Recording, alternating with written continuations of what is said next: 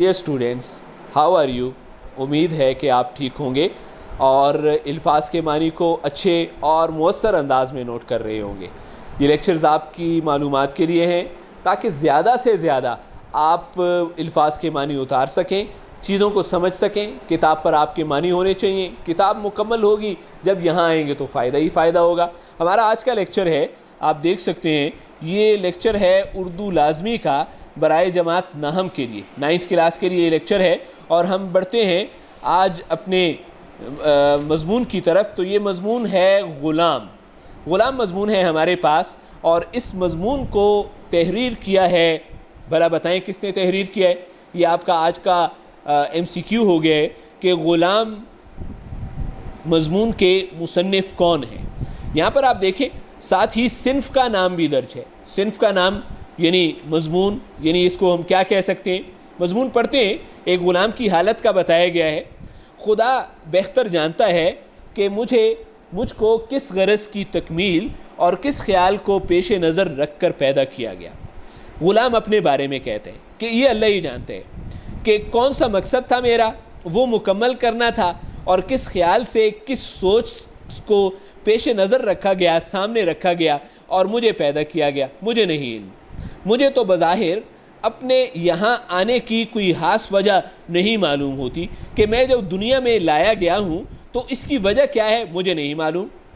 हाँ, अगर मकसद मेरा ये है, पहला मकसद नंबर 1, सरकार यानी साहब जी ये चांटे मारें, थप्पड़ मारें, और इनके थप्पड़ों के लिए किसी गुद्दी की ज़रूरत हो। गर्दन का पिछला हिस्सा जहाँ अक्सर जो है वालिदैन या सख्त किस्म के लोग सर के पिछले हिस्से पर जब बच्चे को मारते हैं तो इसको गुद्दी कहते हैं।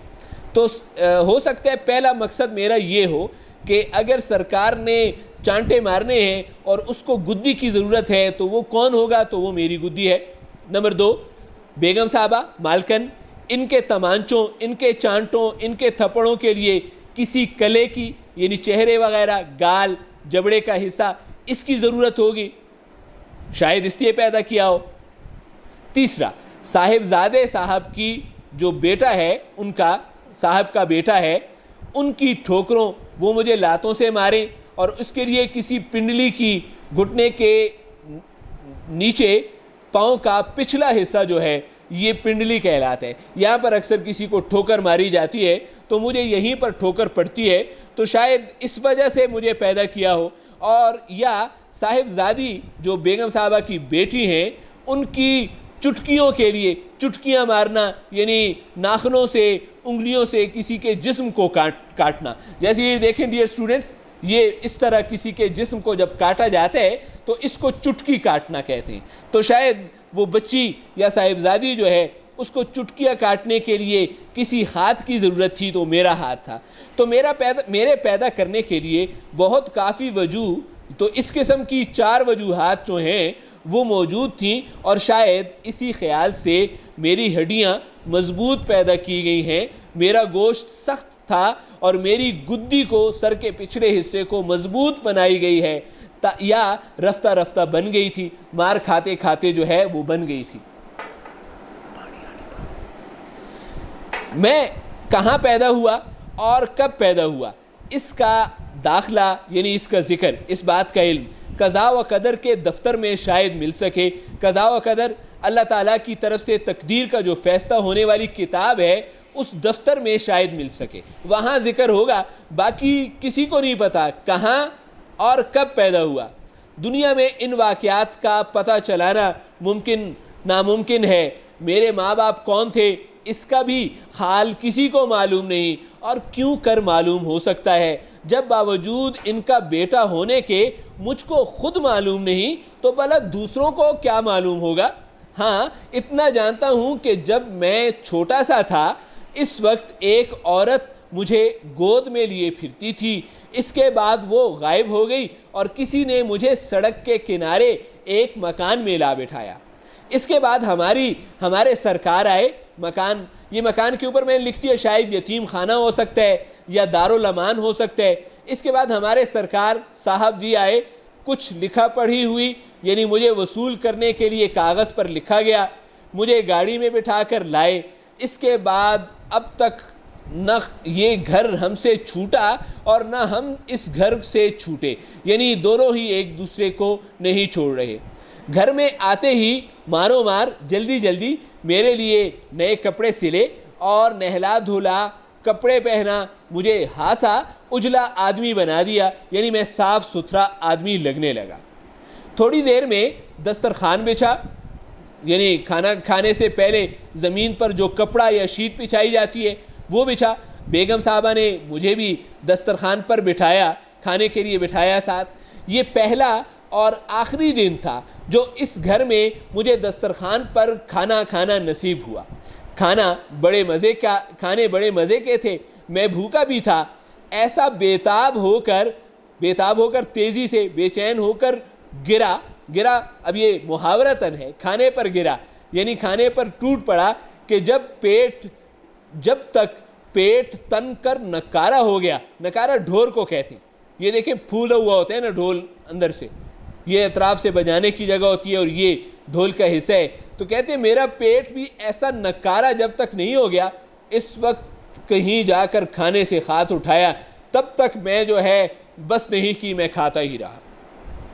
جب پیٹ میں کبھی آدھی روٹی نہ پہنچی تھی اور آج تک یعنی میں نے کبھی بھی پیٹ بھر کر کھانا نصیب نہیں ہوا تھا، اس میں مغلوبہ بھر گیا، طرح طرح کی چیزیں میں نے کھا لی، بدہضمی ہوئی، ہاضمہ خراب ہوا، علاج ہوئے، خدا کر کے اچھا ہوا۔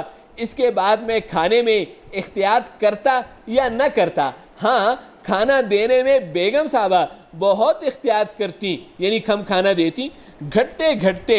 کھانا گھٹتے گھٹتے آدھی روٹی پر نوبت آ گئی، یعنی کھانا میرا جو ہے یہ آدھی روٹی ہو گئی، اور حکم تھا کہ میرے سامنے کھا، یہ بھی ساتھ کہا گیا تھا کہ میرے سامنے کھاؤ، اور بھلا بڑھتے میدے کو آدھی روٹی کیا معلوم ہو، یعنی آدھی روٹی تو ظاہر ہے اتنا بڑا بڑھتا ہوا میدا تھا کہ عمر کے ساتھ ساتھ میدا بڑھتا ہے کیونکہ ضرورت بڑھ جاتی ہے، لیکن وہاں آدھی روٹی سے پون روٹی ہو گئی۔ یہ دیکھیں یہ آدھی روٹی ہے، فل روٹی کی ہاف روٹی آدھی ہوتی ہے، پون روٹی کس کو کہیں گے؟ یہ دیکھیں یہ 4 حصے کرنے، ایک حصہ کاٹ دیں، باقی 3/4 حصے پون روٹی کہلائیں گے، کوارٹر آف فل۔ کہتے ہیں کبھی آدھی روٹی سے پون روٹی نہیں ہوئی، پھر بھی میرے بڑ پیٹا ہونا، آدھی روٹی کھانے کے باوجود بھی الزام تھا کہ میرا پیٹ بڑا ہے، یعنی میں زیادہ کھاتا ہوں ہونے کی شکایت تھی۔ ڈیئر اسٹوڈنٹ واپس آتے ہیں، یہاں پر آپ کو دیکھیں ایک چیز ملے گی، شارٹ کوسچن نمبر 2، پھر short question number 3۔ Short question number 2 کا جواب یہاں پر میں نے آپ کو سمجھا دیا۔ شارٹ کوسچن نمبر 2 کیا ہے؟ شارٹ کوسچن نمبر 2 یہ ہے، یہ دیکھیں، غلام صاحب خانہ کے گھر کیسے پہنچا؟ یہ شارٹ کوسچن نمبر 2 ہے۔ یہ دیکھیں جب وہ دارالامان اور وہاں سے اس کو وصول کیا گیا تھا، اس کو پتہ نہیں تھا کہ میں کن کا بیٹا ہوں، اور پھر وہ ایک عورت جو ہے نے مجھے گود میں لیے پھرتی تھی، وہ غائب ہو گئی، سڑک کے کنارے ایک مکان میں لا بٹھا دیا۔ اس کے بعد ہمارے سرکار آئے، کچھ لکھا پڑھی ہوئی اور مجھے گاڑی میں لے گئے۔ یہ ہمارا شارٹ کوسچن نمبر 2 تھا۔ شارٹ کوسچن نمبر 3 ہے، پہلے دن غلام کے دسترخوان پر کھانا کھانے کی کیفیت اپنے الفاظ میں لکھیں۔